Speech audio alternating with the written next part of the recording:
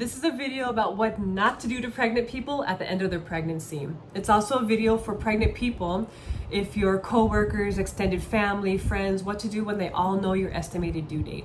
It can be a little tricky, so I want to make this video with some tips. So number one, the thing to know is an estimated due date is just when the gestating person reaches 40 weeks. It's just an estimate of when they could birth.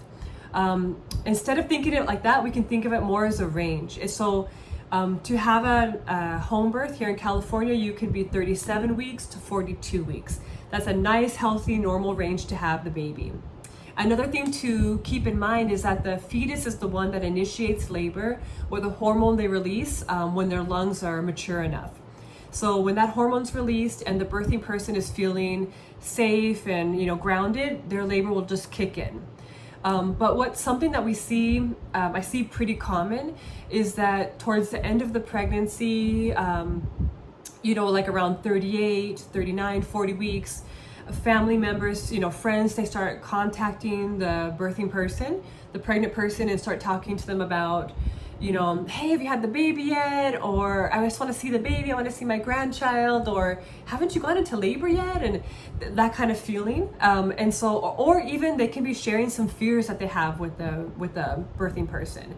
So all of this type of attention, even though it's really meant to be with a lot of love and excitement towards a new baby coming, the birthing person really can perceive this as pressure. And that's what I hear over and over from people in getting ready to birth.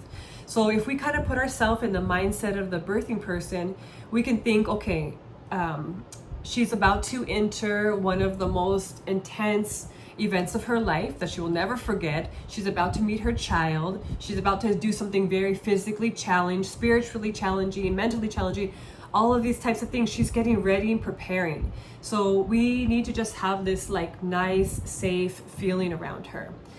It's a time really when also the birthing person really goes, internal, and just really it's a really sacred, special time.